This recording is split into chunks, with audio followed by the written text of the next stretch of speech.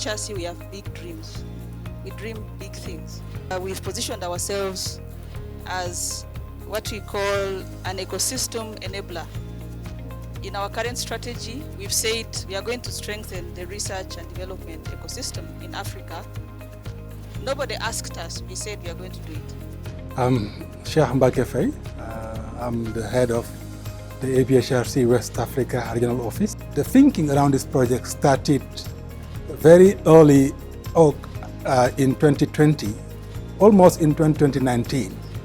That was before COVID, when we had some exchanges in a visit that I had in Seattle at the Gates Foundation with some program officers around the new strategy that the Gates Foundation was developing at that time around how to support development in Africa, but from the lowest level, not from the central level. So the idea was how to make sure that at the subnational level in Africa, we are able to have enough evidence, not only at national level, but evidence that could be useful and used for decision makers to support development at the local level. That was this whole idea. And to do that, that's when we talked about having subnational platform or platform that are useful for them to say, okay, if you need information on this area or that, we don't need to go to central level, but we could have it from where we are and take the right decision and timely decision. The Gates Data System project is in 4 countries, and these 4 countries are Uganda. And Uganda, we have a local implementing partner called the Development Initiatives.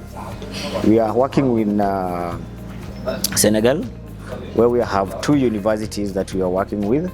The ENSA, which is an agricultural university. We have IJETA, which is a demographic and geography university.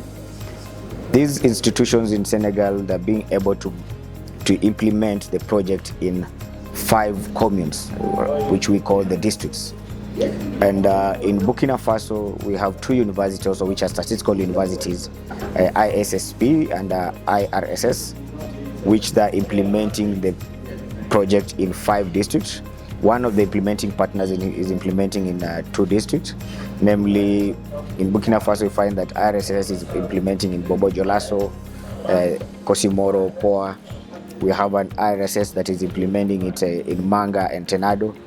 Then we have Niger, which also we're working with 2 universities in Niger, who are working closely with the Statistical Authority of Niger, that is UM University and ENS University in Niger.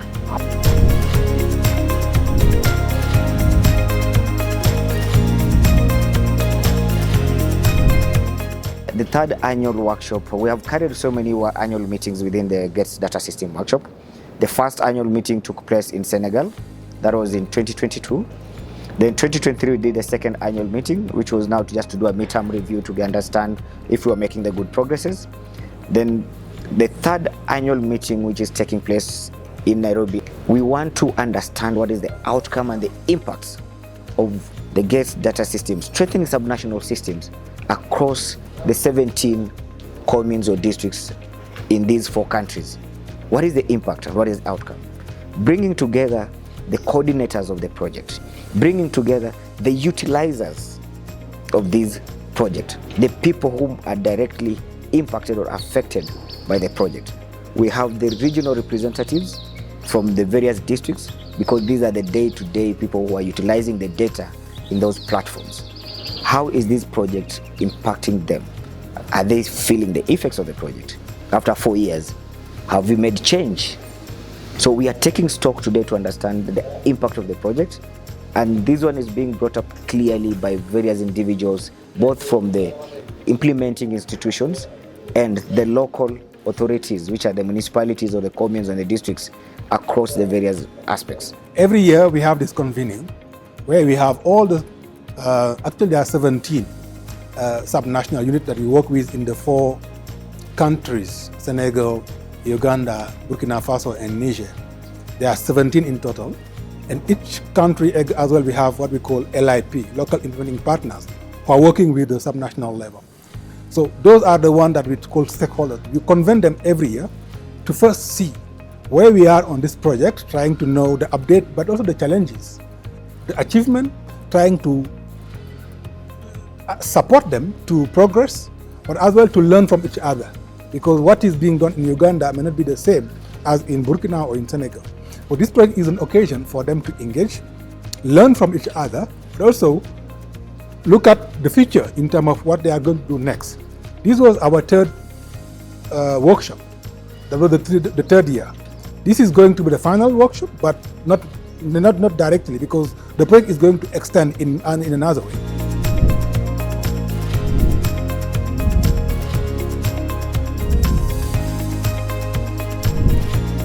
Well, there have been quite some good progress, some good achievement over the, let's say, 3 years. When we started, we wanted to first develop a kind of culture of data use and data use based on evidence. But at least here we've been able to engage and see the good achievement that they've done. We've seen the progress into the platform. We've seen the progress into data use. We've seen progress into youth employment, which was a very critical point in this project. Because around the ecosystem, we want to see the youth being involved at different levels to play roles, but also being employed. Okay? And those are great achievements that we've seen in all the countries. Every year we came here, we have a take away something. One of them is through the peer-to-peer exchange that we have yesterday. We have learned more from the others. One aspect that we learn is the way like Uganda put in place the youth system, the way that let's say every team have come with their strengths, and some of the observations that we receive from them are things that we are going certainly to use to improve our data system. The workshop has given us opportunity to learn from each other. You know that we have, I think, 4 different implementing partner organizations, and I also understand that we have taken different approaches to implementing this project, different systems, unique approaches. So we've learned, for example, that one of the implementing partners in one of the countries in West Africa is a government agency, as opposed to development initiatives that is an independent development agency. So the lessons you have learned on how things have worked, where things have failed, on how to sustain this project, I think is going to be very valuable for us.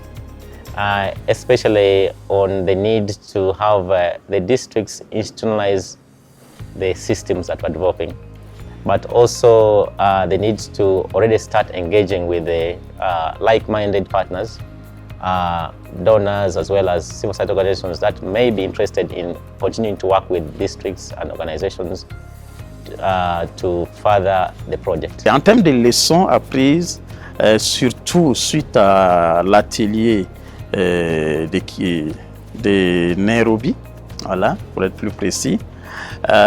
L'élément fondamental que je retiens, c'est que les défis en termes de production de données au niveau local restent vraiment pendants. Et le projet, effectivement, est venu à point nommé. Il nous a permis, effectivement, de relever certains défis, mais il en demeure toujours. Nous n'avons pas pu couvrir tous les secteurs. Et il y a tellement de secteurs pour lesquels, effectivement, les autorités locales qui sont également représentées dans cet atelier font, en tout cas, ressurgir comme étant des domaines qu'il faille couvrir par la suite. Et ça demeure quand même des éléments sur lesquels il faudra travailler après avoir, effectivement, à la lumière, effectivement, des résultats de cet atelier. Aussi, il faut relever que l'atelier nous a permis de se rendre compte de l'impact réel de la mise en œuvre du projet. Il y avait des éléments qui étaient ignorés, mais suite à la présentation des différents acteurs communaux qui ont été conviés à cet atelier, nous avons découvert l'impact réel du projet en termes d'utilisation même des données au niveau de ces différentes communes que nous-mêmes qui étaient des partenaires techniques d'accompagnement dans la mise en œuvre ignoraient. The administrative, how can I say, representation or there has administration in Niger, for instance, when it comes to subnational units, is different from like when I compare it to countries like Uganda or Burkina Faso or Senegal. So we have learned a lot how the opportunities they have as well as the challenges. We have some common, I can say, convergence points which are what we have in common. So as well as some maybe differences. So we have learned a lot from what we have. Let's say you see in terms of what we have in common, it's like how to engage citizens and how to do this participatory approach and how to, how can I say, to move forward for the uptake of the project and also how to develop these platforms, etc. But also in terms of what we have, for instance, different is the philosophy which is behind the tools we are using. For instance, we have used the DHS2, which is the Digital Health Information System, and which is an open source software. And you see, but some of the others they use, for instance, some priority closed systems like Power BI, etc., etc. So we have learned a lot from these open sources compared to those who are closed systems. And also in terms of data collection or data entry, some of them of us have used importation of existing data. Some of us have used the direct entry of the data throughout the system, because some systems can use standalone systems. They can go throughout the data value chain process, taking from the data collection to the information and the impact. But other systems, you need to, let's say, just they can display the data. But in terms of data entry, some of them has limitations. And also in terms of data privacy, some of us have used, aggregate data, while some of us focused on individual level data. With all of these things, these are a few examples I can give you about what I have learned from these 3 days. Okay. Il faut dire que dans le cadre de ce projet, chaque année, il y a des rencontres mensuelles.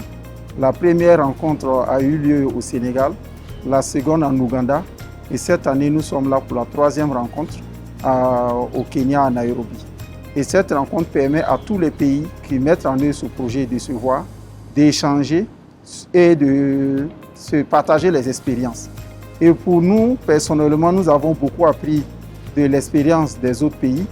Et pour être encore plus spécifique, il faut dire que nous avons vu un peu comment est-ce que les plateformes des autres pays ont été mises en œuvre, surtout pour pouvoir voir le nombre de personnes qui consultent les plateformes, d'où est-ce qu'ils consultent les plateformes et quelles sont les pages qui sont les plus regardées. Et aussi pour ce qui est de la mise en œuvre de façon concrète, on a pu voir par exemple pour certains pays tels qu'en Ouganda, comment est-ce qu'ils ont pu attirer les décideurs, même au niveau un peu supérieur, à s'impliquer dans la chose. Et c'est quelque chose que nous comptons de retour au Burkina, voir comment est-ce que nous allons faire aussi pour une plus grande dissémination de ce projet-là, faire de telle sorte que plus de personnes aient l'information sur ce qui est mis en œuvre et plus de décideurs puissent s'impliquer dans la mise en œuvre du projet. Donc, de façon résumée, cette rencontre a été vraiment d'un apport très capital pour l'IRSS et pour le Burkina.